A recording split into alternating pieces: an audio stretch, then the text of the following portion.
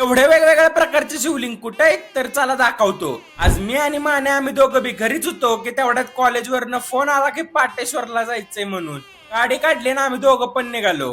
आपल्यातले अर्धे कार्यकर्ता आपल्याला पुढे भेटणार होते, मग जरा पण वेळ न घालवता मंजिल से ज्यादा सफर का मजा लेते हुए हम निकल पडे पाटेश्वर की तरफ.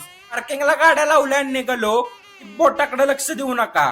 पहिल्यांदा तर गणपती बाप्पा रिद्धी सिद्धीचं दर्शन घेतलं आणि सुमसान अशा पाऊल वाटेवरून येऊन पोचलो पाटेश्वराच्या मुख्य मंदिराकडं. तिथं आल्यावर सुरुवात झाली ती म्हणजे शिवलिंग दिसायला. मुख्य मंदिराचं बांधकाम हे आपल्याला दगडी स्वरूपाचं दिसतं.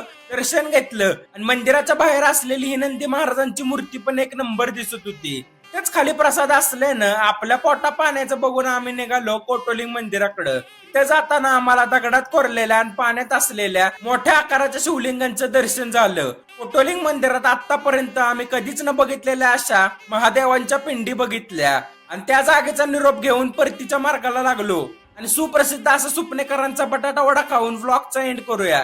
तर भावांनो, व्हिडिओ आवडल्यास व्हिडिओला लाईक आणि फॉलो तेवढं करा.